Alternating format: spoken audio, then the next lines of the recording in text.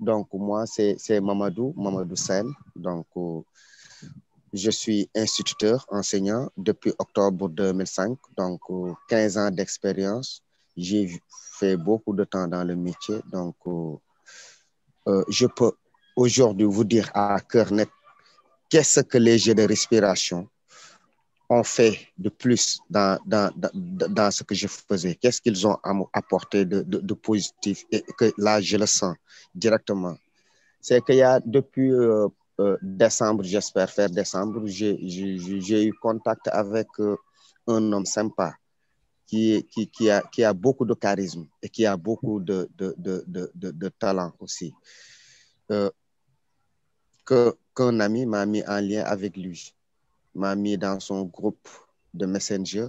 Et à partir de ce groupe, j'ai découvert des jeux très intéressants. Puisque je suis enseignant et qui apprend, c'est de l'enseigner. Et moi, je préfère toujours continuer à enseigner et surtout à donner du positif aux enfants. J'ai dit que ça peut être quelque chose de bénéfique et pour moi et pour les enfants. Parce que moi, ce que je dis, c'est que quand je me bats pour obtenir quelque chose et que cette chose-là ne peut pas servir aux enfants, je dis que ce n'est plus la peine d'en chercher. Donc, je cherchais pour mes enfants, je cherchais pour les parents. Mais derrière ce cherche-là, je me suis trouvé moi-même. Donc, j'ai dit que ça, moi, il faut que je l'acquière pour pouvoir le transmettre. Parce que c'est quelque chose qui vient du cœur. Il faut que je le capte dans mon cœur et pour pouvoir transmettre ça aux enfants. Et c'est comme ça que ça s'est passé avec Max, les échanges, une formation qu'on est en train de terminer. Et depuis, je dis, décembre, janvier, depuis près d'un mois, j'ai vu que vraiment, il y a beaucoup d'harmonie dans ma classe. J'ai vu aussi que les enfants aiment respirer, aiment respirer, aiment vivre. Parce que vivre, ce n'est pas manger, boire, coucher, lever. Il y a d'autres, parce qu'il y a le cœur qui doit vivre.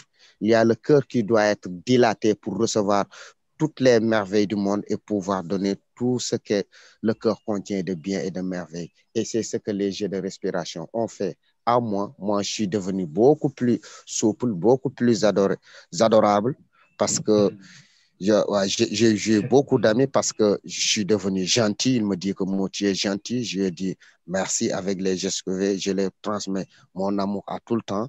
Donc, moi, personnellement, les gens m'aiment. Je suis devenu aimable. Tout le monde m'aime. Tout à fait. Donc, ça, c'est un plus que les jeux ont fait. Parce qu'il y a une éducation dans ce que nous faisons. On joue, mais on est très correct. Il y a ce qu'on appelle les bonnes habitudes que nous enseignons à l'école. Et nous avons vu une autre manière d'enseigner les bonnes habitudes en jouant. Et ce sont eux-mêmes qui créent leurs bonnes habitudes, adaptées à leur contexte, à leur environnement. Donc, vraiment, il y a beaucoup de choses que je peux dire dans ça. Mais l'essentiel, quintessence de ce que je veux dire ici, c'est que les jeux m'ont aidé, moi, personnellement, sur le plan pédagogique et sur le plan psychologique, à mieux aider et assister les enfants.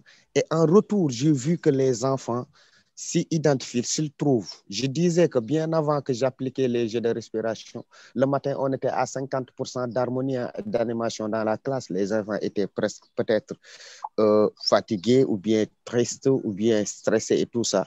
Mais dès qu'on commence le matin, on est là, on inspire, on respire, on envoie notre colonne de paix. Donc, ça s'ouvre quoi, automatiquement, ça s'ouvre. Les enfants n'ont plus vraiment envie d'arrêter, ils sont là. Et je disais l'autre fois à Max que nous, pratiquement, avec ces jeux, avec leur pratique, on est à 80% d'harmonie. Et ça m'a permis aussi de stabiliser ma classe. Et ça, c'est très important. Ce que je dis par stabilisation, c'est qu'il y a beaucoup plus de tolérance entre les enfants. Donc, j'ai au moins 85% d'harmonie. Parce que tout simplement, les enfants s'invitent à jouer. Ils ne s'invitent plus à se battre, ils ne s'invitent plus à...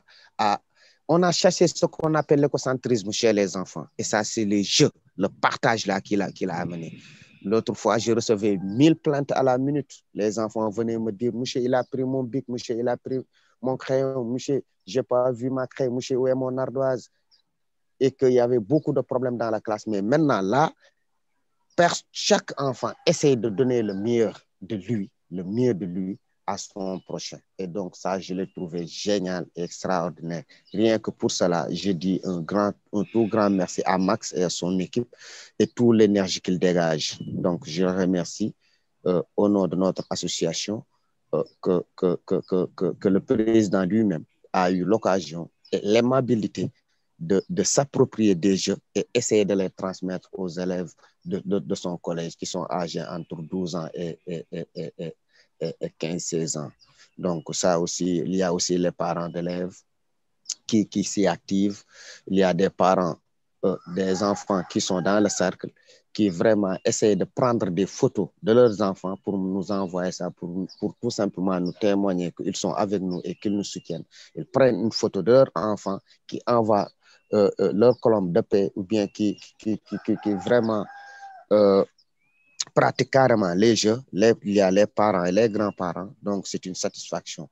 Et je pense qu'avec ce genre de partenariat, avec ce genre de travail, vraiment, l'humanité peut vivre la paix et la tranquillité. Parce que si nous, ce qu'on veut dans le cercle, c'est de faire de nos enfants des citoyens du monde, des citoyens universels qui peuvent partager partout dans le monde, qui défendent l'environnement partout dans le monde, qui défendent les droits des enfants partout dans le monde, qui défendent le droit de vivre.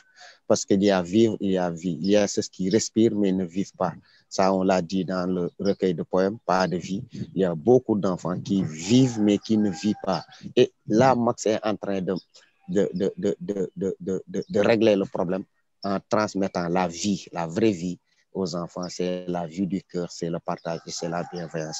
Je suis vraiment très content et très motivé à faire ce témoignage-là et renouveler notre partenariat et vous dire vraiment merci pour cet accompagnement. Vous êtes vraiment génial et votre présence nous est très utile. Merci. Et l'autre dimension par laquelle je voudrais terminer, c'est ce qui se passe là, maintenant, avec Christine. Ça permet d'agrandir le cercle. Il y a Sabine, il y a Christine, il y a Lisa. Elle aussi, c'est à cause de votre magie, la magie de Sabine, de vous, de l'ONG, que j'ai connu toutes ces belles personnes-là. Sabine, elle est formidable. Lisa, c'est une belle âme. Annick, moi, je ne sais pas comment je vais la qualifier. Et ensuite, voici Christine. La fois passée, je l'ai senti directement. Christine, je sens qu'il y a un lien directement lorsqu'il m'a transmis sa colombe de paix, son inspiration, son expiration. Depuis là, bon, je savais qu'il serait là et ça, c'est magique. Ça, c'est magique. Donc, il y a beaucoup de personnes. Il y a cette ouverture que le cercle a besoin, qu'on est en train de créer avec Max et avec le programme international des arbres de paix. Donc, c'est ça. Christine est là. Je la remercie de sa présence pour tout ce que nous allons construire ensemble pour les enfants.